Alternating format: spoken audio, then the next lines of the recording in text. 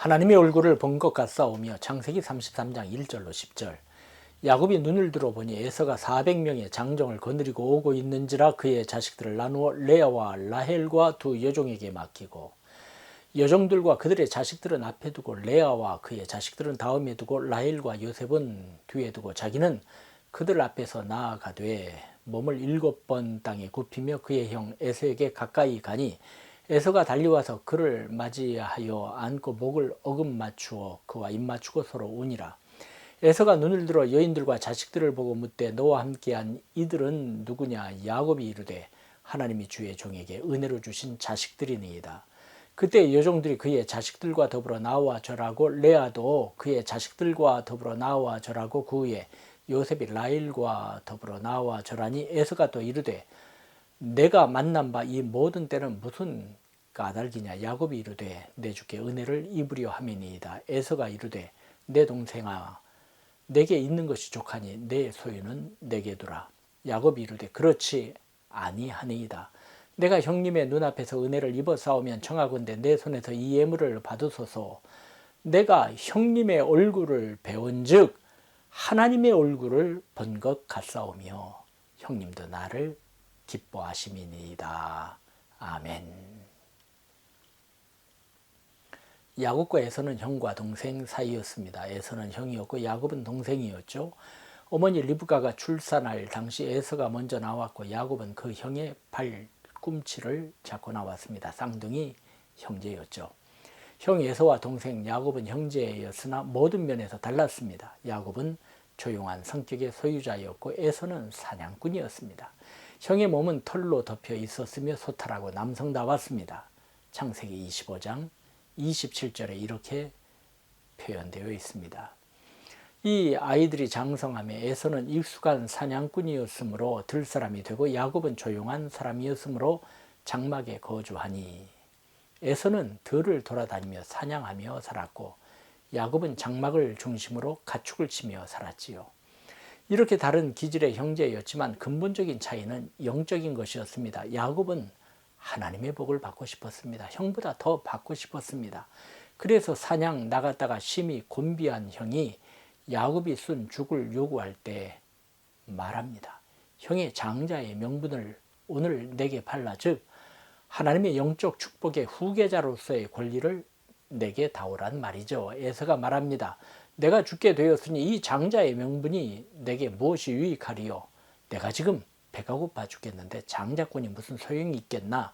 내 장자권을 야곱 내가 가져라고 한 것이죠. 그리하여 장자의 명분을 야곱에게 줘버리고 말았습니다. 이를 히브리서 12장 16절에는 다음과 같이 언급하고 있습니다. 음행하는 자와 혹 한 그릇 식물을 위하여 장자의 명분을 판 에서와 같이 망령된 자가 없도록 살피라.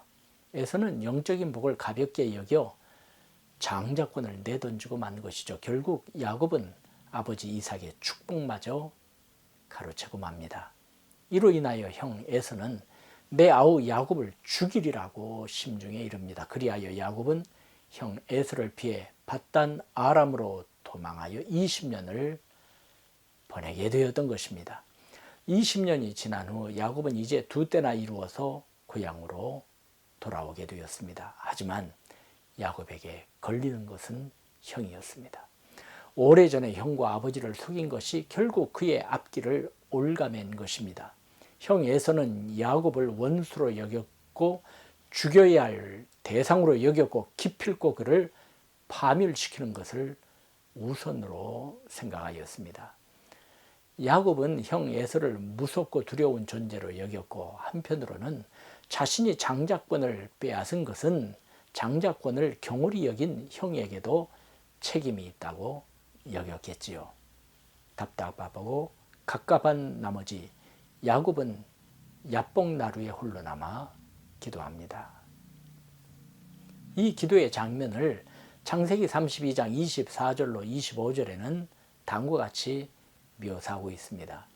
야곱은 홀로 남았더니 어떤 사람이 날이 새도록 야곱과 씨름하다가 자기가 야곱을 이기지 못함을 보고 그가 야곱의 허벅지 관절을 치매 야곱의 허벅지 관절이 그 사람과 씨름할 때 어긋났더라. 야곱은 근심이 있을 때, 인생의 위기 시에 기도를 택한 것입니다. 그것도 하나님과 씨름하는 온 힘과 마음을 다한 기도를 드렸습니다.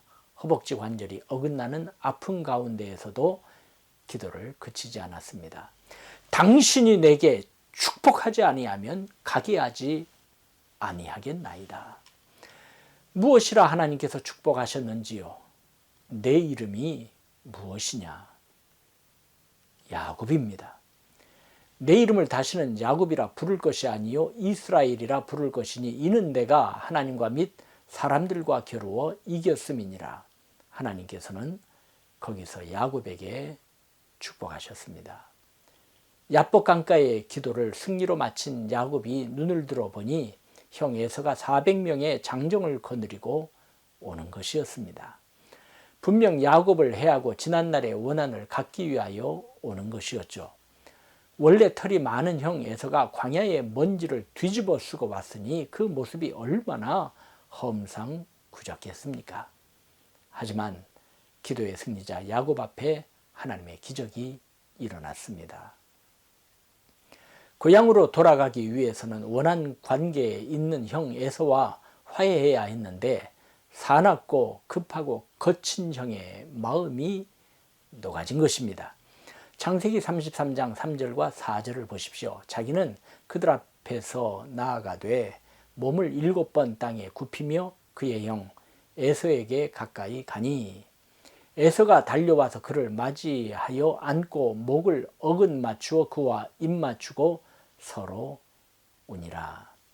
하나님의 화평의 역사가 일어났습니다.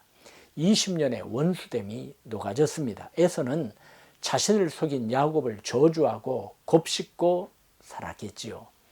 야곱은 장자권과 하나님의 복을 소홀히 한 형이 먼저 책임이라고 생각하였으며 그 일로 자신을 죽이려 한 형이 야속하고 미웠을 것입니다. 하지만 하나님은 이 둘을 녹여 주었습니다. 기도에 대한 응답이셨습니다. 야복 강가의 기도는 오래전 루스라 불리운 베델에서의 하나님의 언약을 선물로 받게 한 것입니다. 창세기 28장 15절이죠. 내가 너와 함께 있어. 내가 어디로 가든지 너를 지키며 너를 이끌어 이 땅으로 돌아오게 할지라. 내가 내게 허락한 것을 다 이루기까지 너를 떠나지 아니하리라. 에서는 33장 9절에 야곱을 부르기를 내 동생아 라고 부릅니다. 야곱은 10절에 형에게 아뢰입니다. 내가 형님의 얼굴을 배운 즉 하나님의 얼굴을 본 것 같사옵니다. 사랑하는 여러분, 우리 여기까지의 이야기에서 알 수 있는 것이 있습니다. 먼저 하나님께서는 야곱을 용서해 주셨다는 것입니다. 하나님의 복을 얻고자 하는 미명 아래 아버지를 속이고 형을 속이고 자신의 인생의 행복은 자신이 일구어야 한다는 교만한 야곱을 야복 나루에서 만나 주셨습니다. 아니, 야곱을 찾아주신 것입니다. 너 인간성이 형편없어. 너는 속이는 자야. 너는 잔꾀가 너무 많아. 너는 진실성, 진정성이 없어. 정죄하는 것이 아니라 야곱과 씨름해 주셨습니다. 마치 아빠와 작은 아들의 씨름 같지요. 어때요? 아이쿠, 너 힘이 많이 세졌구나. 내가 졌다 하면서 대견하게 기쁘게 져주지 않습니까? 야곱을 만져주셨다는 것입니다. 대면하여 주셨다는 것입니다. 하나님께서는 낭패와 실망당한 야곱을 만나주셨고 어루만져 주셨고 용서해 주셨습니다. 그 사랑을 받은 야곱은 아니 하나님의 사랑을 깨달은 야곱은 형을 사랑으로 존경하고 야곱 편에서 섭섭한 것을 다 털어버립니다. 그는 형 에서에게 7번 몸을 땅에 굽히며 절을 하였고 에서가 너와 함께한 이들은 누구냐 물었을 때 하나님이 주의 종에게 은혜로 주신 자식들이니이다라고 했고, 내가 만난 바 이 모든 때는 무슨 까닭이냐고 형이 물었을 땐 내 주께 은혜를 입으려 함이니이다 겸손히 아뢰입니다. 야곱의 이 대답은 내 인생은 오직 은혜 안에서만 있을 따름입니다 라는 의미겠지요. 그리고 하나님이 속이는 자 자신을 용서하셨듯이 이제는 형님께 용서를 기다린다는 것입니다. 우리가 하나님께 구할 것은 우리의 공로의 인정이 아니요 우리의 변명의 용납이 아닌 오직 긍휼뿐입니다. 하나님, 나를 불쌍히 여겨주세요. 우리의 의의가 어디 있으며 우리의 정의로움이 어디 있으며 우리의 공로가 어디 있으며 우리의 깨끗함이 어디 있으며 우리의 정결함이 어디에 있단 말입니까? 있다 하면 거짓말하는 자요 하나님을 경홀히 여김에서 비롯된 것이 아닙니까? 하나님, 나를 불쌍히 여겨주세요. 여기에서 용서받음이 비롯되는 것이요 다른 일을 용서할 수밖에 없는 빈거가 되는 것입니다. 야곱은 형과의 경쟁심을 이제는 땅에 묻습니다. 은혜 아니면 살 수 없는 존재, 하나님만이 나의 복이라 증거하며 살아갑니다.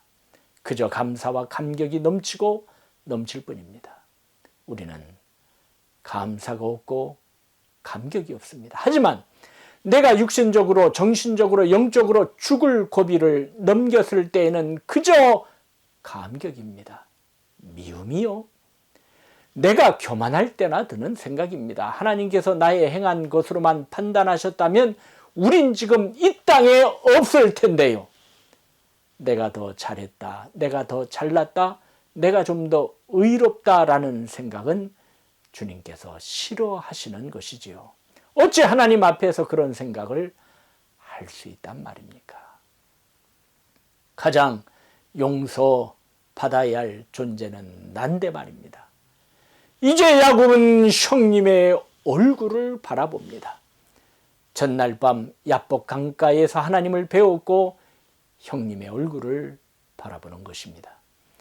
형님의 얼굴은 광야의 먼지를 뒤집어 쓴 거친 얼굴이었습니다. 하지만 이제 야곱은 형님의 얼굴을 눈으로만 보는 것이 아니라 하나님께서 주신 은혜를 통하여 봅니다. 그랬더니 형님의 얼굴이 하나님의 얼굴을 뵌 것 같은 감격이 밀려옵니다. 은혜의 눈으로 뵈니 모든 것이 은혜로 보인 것이요 화평의 마음으로 보니 모든 것이 평화입니다. 사랑하는 동력자들이요, 우리는 인생의 광야를 걷는 인생들입니다. 사망의 음침한 골짜기를 통과하는 연약한 자들입니다. 이제는 좀 하나님의 경륜과 섭리를 인정하며 나약한 인생을 못장난 손으로 붙드시는 하나님의 은혜를 붙들고 살아가야 할 것입니다. 왜 이리 어린지요? 왜 이리 냄비 끓듯 하는지요?